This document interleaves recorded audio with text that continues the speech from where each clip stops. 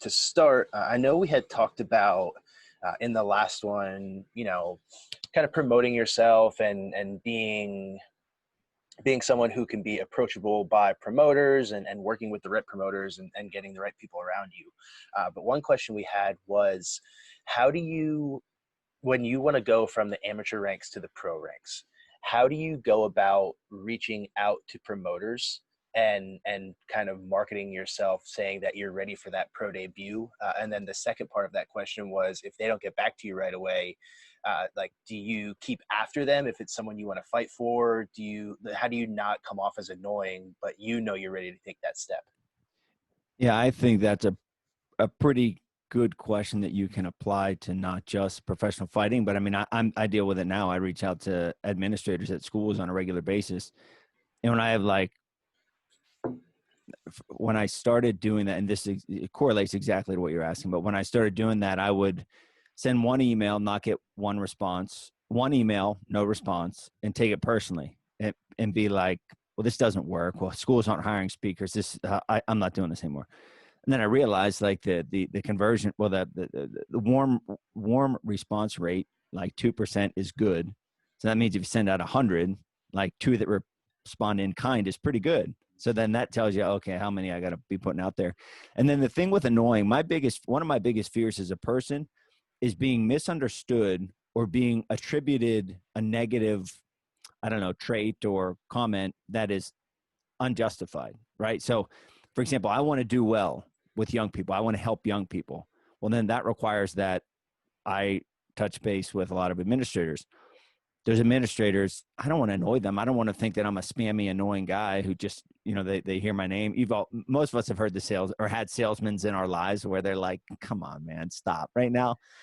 So when it comes to MMA and the promoters, I think having that mindset of, first of all, you got to believe in yourself. Am I really worthy? Anyone in business will tell you that, like, yeah, you're selling, but you've got to believe that what you're selling is worthy, and then you won't feel like a spammy salesperson, right? Same thing with fighting. Like, you've got to believe I'm ready for this, and that it's very easy to tell yourself that. It's very easy to put the cart before the horse, especially with social media. But if you're legitimately ready, then you're legitimately ready, and you've got to believe you're ready, and then that overpowers or should overpower the fear of being annoying. I just read a book by Wim Hof, he's in social circles, the ice man. He gets in ice cold water and does all these crazy ice cold things. And he said the first time he did it, the curiosity overrode the cold, right? So first time he got into ice cold water, the curiosity of like, how about this, overrode the I'm freezing. Ugh. So it's like, as a young fighter or a person in general, yeah, I mean, no one wants to be taken as annoying, but your desire to make a mark, your desire to progress your career, your desire to move to that next level, naturally, if you take that step, it will override that intimidation that you have. And then also another thing to add in here, I look back on my early, more so after fighting, but I wrote a book and I just assumed everyone would want to buy my book. So like, hey, John, I'm going to give you the opportunity to talk to me about selling my book. I mean, I'm just going to give that to you, buddy. It's not the reality, right?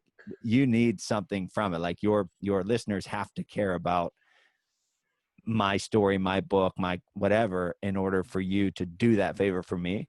So it's a fine line with fighting, because it's a lot easier in fighting to be, the brash, cocky, arrogant, talk that you generally don't do in a real life situation.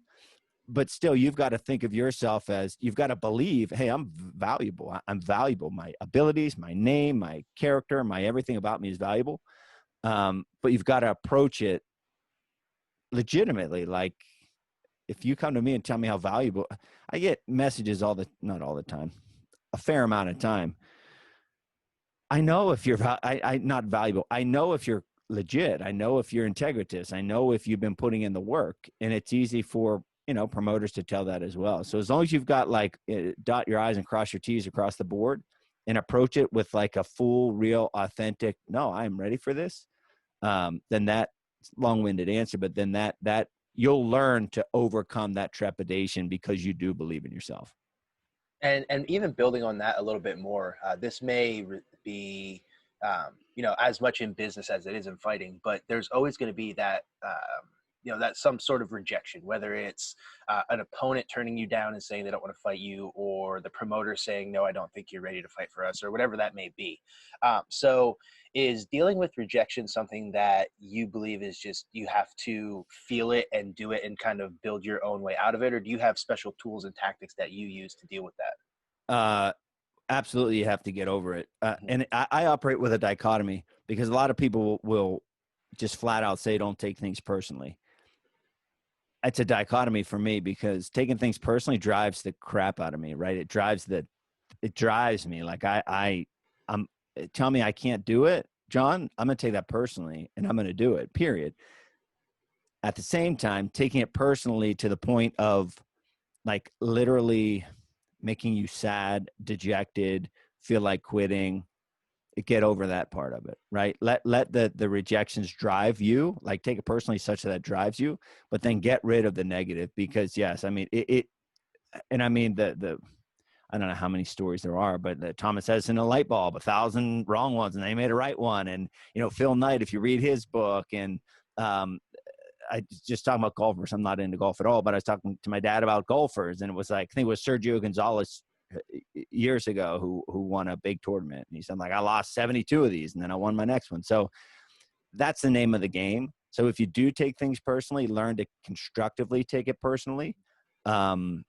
And the more you do it, it's like cutting weight. It never gets easy, but the more you get rejected, the less it becomes. It's like getting hated on, like social media, the first negative comment, it kills, it stings, the first 100, 200, 300.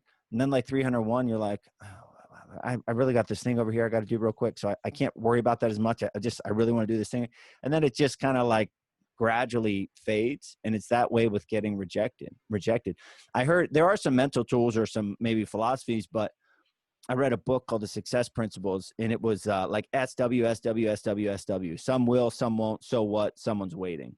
And that's it. And or the acronym NO, next opportunity. There's I read a book called Go for No. That's the point of it, right? Because if you remember, the rate of converting is very slim. So you got to like try 1,000 times to win a couple times sometimes. Yeah, absolutely. Yeah.